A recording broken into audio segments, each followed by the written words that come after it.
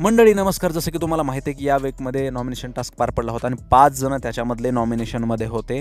तर ते 5 जण कोण आहेत हे सर्वांना माहिती आहे, पण 5 जणांपैकी वोटिंग सर्वात जास्त कोणाला झालेली आहे, आजचे वोटिंग रिझल्ट्स काय आहेत, आपण अगदी 2 मिनिटांमध्ये पाहणार आहोत. तर नंबर 5 पासून सुरू करूया मंडळी. नंबर 5 ला आहेत वर्षाताई.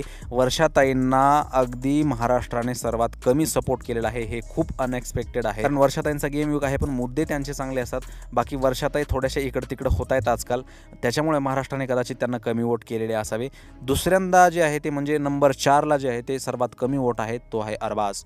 अरबाज या वीकमध्ये 99% बाहेर जाण्याचे चान्सेस आहेत, कारण त्यालाही हे कळून चुकलं आहे. निक्कीनेही आपण रात्री पाहिले की त्याची साथ सोडलेली आपल्याला हळूहळू दिसतंय, कारण संग्राम स्ट्रॉंग आहे असं निक्की म्हणली. त्या अर्थी निक्की आता अभिजित आणि संग्रामकडून खेळणार की काय, किंवा त्यांची साथ देणार की काय, हा प्रश्न पडतो आहे. ती खूप चालाक लोंबडी आहे. तिला बरोबर माहिती की कोणाची साथ कधी सोडायची किंवा कोण कधी बाहेर जाणार. आणि अरबाजचं सुद्धा फ्रस्ट्रेशन किती आहे ते आजच्या प्रोमोमध्ये आपल्याला दिसत आहे.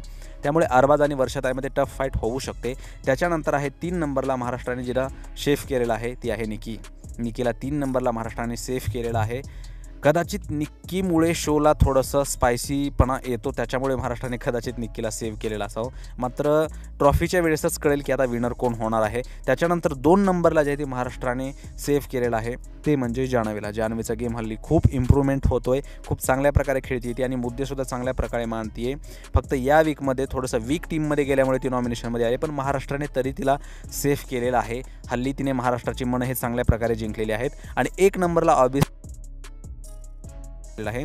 बाकी सूरज जान्हवी हे तर सेफ आहेत. बाकी आता निकी जान्हवी आणि वर्षाताई आणि अरबाज यांच्यामध्ये टफ फाईट होऊ शकते, आणि सर्वात टफ फाईट जर कोणामध्ये होत असेल तर अरबाज आणि वर्षाताईमध्ये होऊ शकते, कारण वर्षाताईचाही गेम वीक आहे आणि अरबाजचाही गेम वीक होतो. हल्ली चांगला सुधारलेला आहे. काल बघितलं का आपण अरबाज चांगला खेळलेला आहे. जो खेळलेला आहे त्याच्यासाठी चांगलं म्हणणं गरजेचं आहे. संग्राम भाऊचा गेम थोडासा वीक झालेला आहे, बट संग्राम भाऊ यावेळेस नॉमिनेशनमध्ये नाहीत. नसं संग्राम भाऊची बाजी यावेळेस होती.